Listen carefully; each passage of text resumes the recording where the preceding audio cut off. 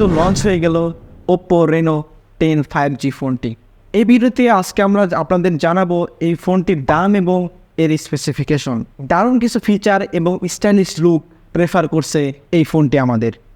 চলুন জানা যাক এই ফোনটি সম্পর্কে। আমি সহজ আছি আপনাদের সাথে, আপনারা দেখছেন আপনাদের পছন্দের হ্যাপিনেস টেক।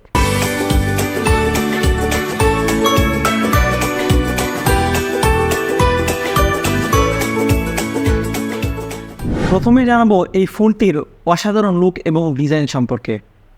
ওপ্পো কিন্তু তাদের ফোনগুলোতে বরাবরই অনেক সুন্দর এবং ইউনিক ডিজাইন দিয়ে থাকে। এবারও কিন্তু তার ব্যতিক্রম কিছু করছে না। এবারেও তারা দিয়েছে অসাধারণ একটি ডিজাইন। এই ফোনটির ব্যাক সাইডে থাকছে গ্লাস বডি, যা একটি ম্যাট ফিনিশ। ফোনটির ব্যাক সাইডের একটু উপরে থাকছে 3টি ক্যামেরার মডিউল। ক্যামেরা মডিউল কিন্তু অন্য সকল ফোন থেকে অনেক ইউনিক এবং আলাদা এবং দেখতে অনেক সুন্দর। ফোনটির ফ্রেমটা কিন্তু প্লাস্টিকের। ফোনটি 5000 mAh হলেও এই ফোনটি কিন্তু অনেক হালকা এবং লাইট ওয়েট। এই ফোনটিতে ব্যবহার করা হয়েছে full HD plus AMOLED display. ফোনটির ডিসপ্লে কিন্তু অনেকটা কার্ভ রাখা হয়েছে, যার কারণে আপনি ইউজ করতে অনেক মজা পাবেন এবং দেখতে অনেক সুন্দর লাগবে। এটিতে থাকছে পাঁচল কাটিং ডিসপ্লে। ফোনটির বেজেল কিন্তু এবারও অনেকটা ন্যারো রেখেছে ওপ্পো। এটি একটি 10 বিটের ডিসপ্লে। এর ডিসপ্লে পিক ব্রাইটনেস 950 নিটস, যার কারণে ইজিলি আপনি বাইরে ফোনটি ভালোভাবে ইউজ করতে পারবেন। থাকছে 120 হার্জের রিফ্রেশ রেট, যার কারণে ডিসপ্লে থেকে স্মুথ পারফরমেন্স পেয়ে যাবেন। এটিতে থাকছে ইন ডিসপ্লে ফিঙ্গারপ্রিন্ট, যা খুবই ফাস্ট।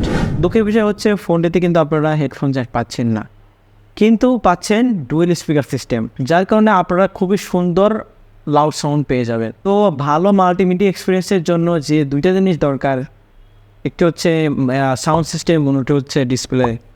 তো এই ফোনটিতে কিন্তু আপনারা দুটো জিনিসই পেয়ে যাচ্ছেন।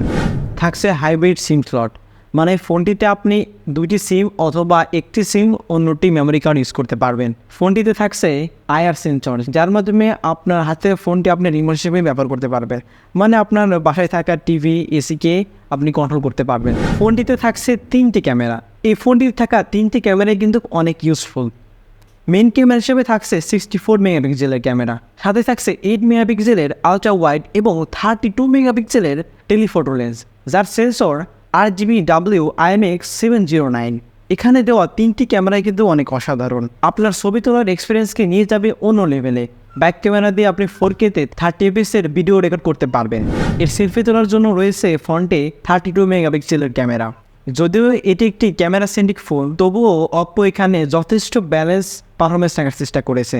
এটিতে থাকছে মিডিয়াটেকের 7050 প্রসেসর, যা একটি 5G প্রসেসর। থাকছে 8GB র্যাম এবং 256GB রম। এর থেকে অসাধারণ পারফরমেন্স আপনারা পেয়ে যাচ্ছেন। পাবজি এবং কল অফ ডিউটি গেমগুলো আপনারা 60 FPS খেলতে পারবেন। ওপ্পোর এই ফোনটিতে তারা দিয়েছে 5000 mAh ব্যাটারি।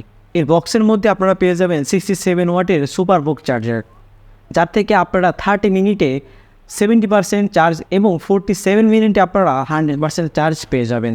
সুতরাং এখানে চার্জিং টাইমটাও ভালো, পাশাপাশি ব্যাটারি ব্যাকআপটাও ভালো পেয়ে যাবেন। আচ্ছা, এবার বলি এই ফোনটির প্রাইস সম্পর্কে। এর 8GB এবং 256GB ভ্যারিয়েন্টের ফোনটি প্রাইস রাখা হয়েছে 50,000-এর আশেপাশে। সত্যি বলতে এই ফোনটির মানে স্পেসিফিকেশন অনুযায়ী দামটা আমার কাছে অনেক বেশি মনে হচ্ছে। এই ফোনটির প্রাইস যদি আর একটু কম রাখে তারা, তাহলে আশা করি এই ফোনটি মার্কেট ধরে রাখতে পারবে এবং তার একটি ভালো পরিমাণের সেল করতে পারবে। আপনারা যারা এই ফোনটি কিনতে চাচ্ছেন বা পছন্দের তালিকায় রেখেছেন, তাদের বলবো কিছুদিন ওয়েট করতে। তো এই ফোনটির দাম কত হলে আপনাদের কাছে ভালো হয় তা জানিয়ে দিবেন আমাদের কমেন্ট বক্সে। এই ছিল আজকের ভিডিও। আশা করি ভিডিওটি ভালো লেগেছে। ভিডিওটা কিন্তু অবশ্যই একটি লাইক দিয়ে দিবেন এবং আমাদের চ্যানেলটি অবশ্যই সাবস্ক্রাইব করে দিবেন নতুন ভিডিও পাওয়ার জন্য। তো সবাই ভালো থাকবেন, দেখা হবে নতুন কোনো ভিডিওতে। আল্লাহ হাফেজ।